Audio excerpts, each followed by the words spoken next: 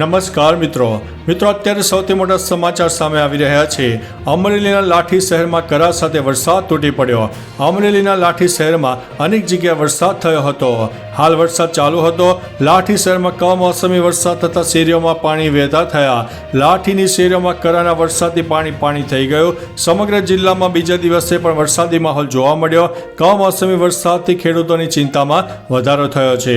મિત્રો, અન્ય મહત્વના સમાચારની વાત કરીએ તો કમોસમી વરસાદે ખેડૂતોના ચહેરા પરની રોનક છીનવી લીધી છે। ગુજરાતના અનેક વિસ્તારોમાં વાતાવરણમાં પલટો આવ્યો। ભારે પવન સાથે વરસાદ તૂટી પડ્યો।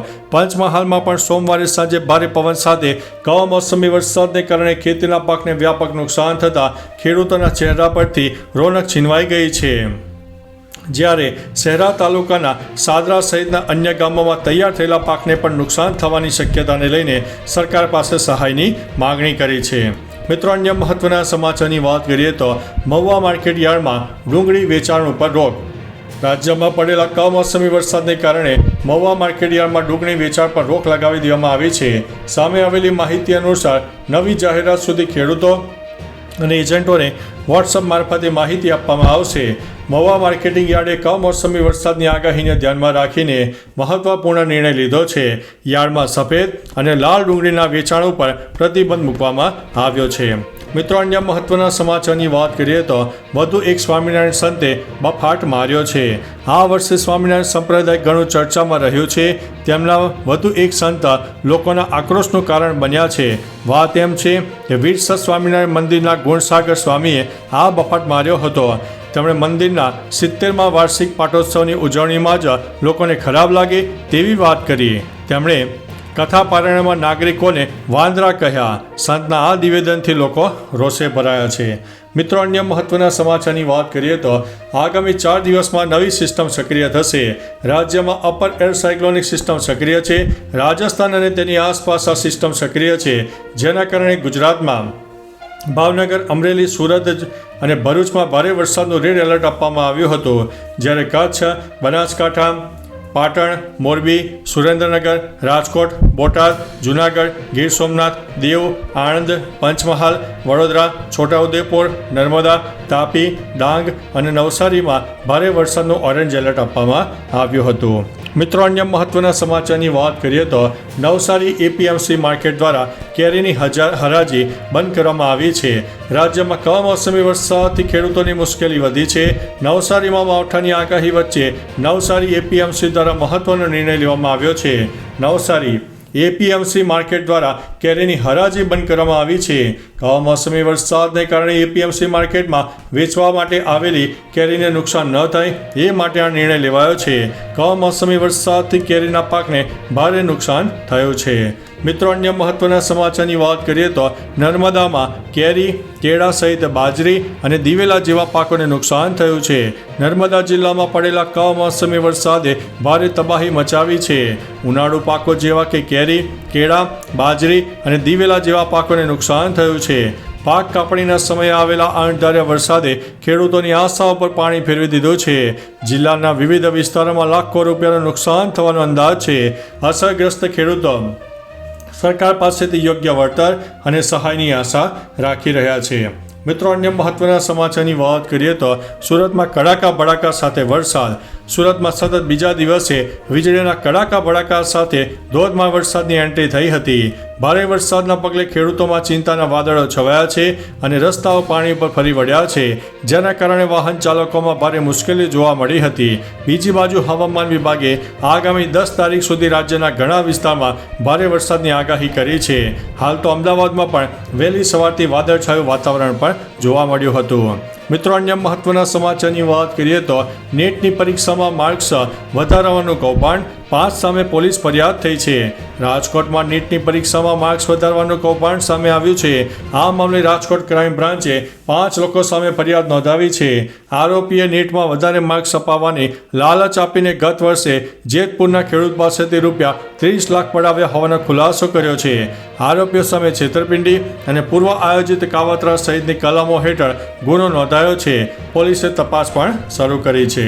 મિત્રો, અન્ય મહત્વના સમાચારની વાત કરીએ તો વડોદરા પાલિકા દ્વારા કાંસના દબાણો ઉપર કાર્યવાહી। વડોદરાની અગત્યની ગણાતી રૂપારેલ કાંસ માર્જીની જગ્યા પર ગ્રાઉન્ડ ફ્લોર ઉપર 2 માળ ચણી દેવામાં આવ્યા હતા, જે સદંતર ગેરકાયદેસર હતું. પાલિકા દ્વારા મકાન બાંધનારને નોટિસ ફટકાર્યા બાદ તેના દ્વારા બાંધકામ દૂર કરવામાં આવ્યા ન હતા, જેમાં પાલિકાની વિવિધ ટીમો દ્વારા સ્થળ ઉપર પહોંચીને દબાણો દૂર કરવાની કાર્યવાહી હાથ ધરાઈ છે. મિત્રો, અન્ય મહત્વના સમાચારની વાત કરીએ તો અમરેલીમાં વંડાની હુરિયો નદીમાં પૂર આવ્યું. રાજ્યના અનેક જિલ્લામાં બીજા દિવસે પણ કમોસમી વરસાદ થયો. અમરેલી જિલ્લામાં કમોસમી વરસાદ વરસતા નદી નાળાઓ છલકાયા હતા. વંડામાં પડેલા ભારે વરસાદને કારણે હુરિયો નદીમાં પૂર આવ્યું. ઉલ્લેખનીય છે કે રાજ્યમાં હવામાન વિભાગે 10 જિલ્લામાં ભારેથી અતિભારે વરસાદની શક્યતા વર્ણવી હતી. મિત્રો, અન્ય મહત્વના સમાચારની વાત કરીએ તો સમૂહ લગ્નમાં વરસાદ બન્યો વિલંબ. રાજ્યમાં કમોસમી વરસાદે ઠેર ઠેર તારાજી સર્જી છે. ઘણા વિસ્તારોમાં છેલ્લા 2 દિવસથી વરસી રહેલા વરસાદે ખેડૂતોને ભારે નુકસાન પહોંચાડ્યું છે. ત્યારે અરવલ્લીમાં ભારે વરસાદ અને વાવાઝોડાના પગલે સમૂહ લગ્નમાં ભંગ પડ્યો હતો. માંડવા વાવાઝોડામાં ઉડતા જોવા મળી રહ્યા હતા. બીજી બાજુ હવામાન વિભાગે આગામી 10 તારીખ સુધીમાં રાજ્યના ઘણા વિસ્તારમાં ભારે વરસાદની શક્યતા વર્ણવી છે. મિત્રો, અન્ય મહત્વના સમાચારની વાત કરીએ તો મોક ડ્રીલની તૈયારીને આખરી ઓપ અપાશે. ગુજરાતમાં મોક ડ્રીલને લઈને મુખ્યમંત્રી નિવાસસ્થાને મહત્વની બેઠક યોજાઈ. આ બેઠકમાં ગૃહ રાજ્યમંત્રી હર્ષ સંઘવી મુખ્યમંત્રીના નિવાસસ્થાને હાજર રહ્યા હતા. આ સિવાય રાજ્યના મુખ્ય સચિવ, ડીજીપી, ડીજી સિવિલ ડિફેન્સ પણ હાજરમાં હતા. 20 જિલ્લાના કલેક્ટર અને અધિકારીઓ સાથે મોક ડ્રીલ સંદર્ભે વિડીયો કોન્ફરન્સ દ્વારા મુખ્યપ્રધાન ભૂપેન્દ્રભાઈ પટેલ સાથે ચર્ચા કરવાનું આયોજન હતું. એટલે કે આજે 7મી મેના રોજ સાંજે મોક ડ્રીલને આખરી ઓપ પણ આપી દેવાયો હતો. મિત્રો, અન્ય મહત્વના સમાચારની વાત કરીએ તો એટીએમમાં સાપ ઘૂસી ગયો અને પછી શું થયું? એટીએમમાં પૈસા ઉપાડવા જતા હોય તો ખાસ વિડીયો જોઈ લેજો. વલસાડમાં બેંક ઓફ ઇન્ડિયાના એટીએમમાં સાપ ઘૂસી ગયો હોવાની ઘટના સામે આવી છે, જેમાં એટીએમમાં પૈસા ઉપાડવા જતા ગ્રાહકે સાપ જોઈ જતા જીવ બચાવીને ભાગ્યો હતો. જોકે સાપનું રેસ્ક્યુ કરવામાં આવ્યું હતું. જીવદયા ટીમ મારફતે સાપનું રેસ્ક્યુ કરીને સુરક્ષિત સ્થળે છોડવામાં આવ્યો હતો. ખાસ કે વરસાદી માહોલમાં આવી ઘટનાઓ સામે આવતી હોય છે. મિત્રો, અન્ય મહત્વના સમાચારની વાત કરીએ તો સાવરકુંડલાના ગ્રામ્ય વિસ્તારમાં ધોધમાર વરસાદ જોવા મળ્યો. સતત બીજા દિવસે પણ અમરેલીના સાવરકુંડલાના નગર અને ગ્રામ્ય વિસ્તારમાં ધોધમાર વરસાદ થયો. આ વિસ્તારમાં સાંજે 5 વાગે ધોધમાર વરસાદ પડ્યો.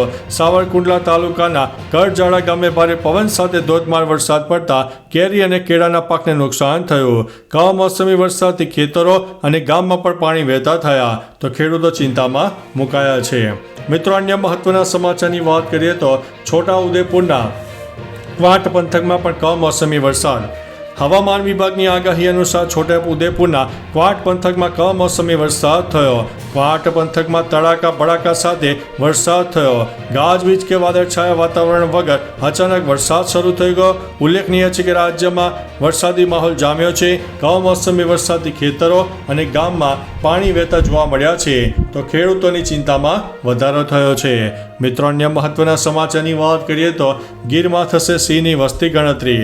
ગીરના સિંહોની વસ્તી ગણતરી માટે તંત્ર સજ્જ થઈ ગયું છે. આગામી 10મી મે થી લઈને 13મી મે દરમિયાન હાથ ધરવામાં આવશે આ ગણતરી. વન વિભાગ દ્વારા આ ગણતરી 2 તબક્કામાં કરવાનું આયોજન નિર્ધારિત કરવામાં આવ્યું છે, જેમાં પ્રથમ તબક્કામાં પ્રાથમિક અને બીજા તબક્કામાં અંતિમ ગણતરી કર્યા બાદ 2020 પછી સમગ્ર ગીર વિસ્તારમાં સિંહોની સંખ્યાનું અનુમાન જારી કરવામાં આવશે. મિત્રો, અન્ય મહત્વના સમાચારની વાત કરીએ તો ભારતે પાકિસ્તાન સરહદ ઉપર હવાઈ અભ્યાસ કરશે આજે. ભારત અને પાકિસ્તાન વચ્ચેના તણાવ વચ્ચે વાયુસેના આજે 7 મેના રોજ પાકિસ્તાન સરહદ નજીક LOC ઉપર હવાઈ અભ્યાસ કરશે. વાયુસેનાએ આ માટે એરમેનને નોટિસ જારી કરી છે. નોટમ જારી કરવાનો અર્થ એ છે કે પાયલટ્સ અને ઉડ્ડયન સંબંધિત એજન્સીઓને કેટલીક મહત્વપૂર્ણ માહિતી આપવી, જેથી તેઓ ઉડાન ભરતી વખતે સતર્ક રહે. તો ચાલો મિત્રો, ફરીથી દેશ અને દુનિયાના સુપરફાસ્ટ સમાચાર લઈને મળતા રહીશો. ત્યાં સુધી અમને રજા આપશો. નમસ્તે.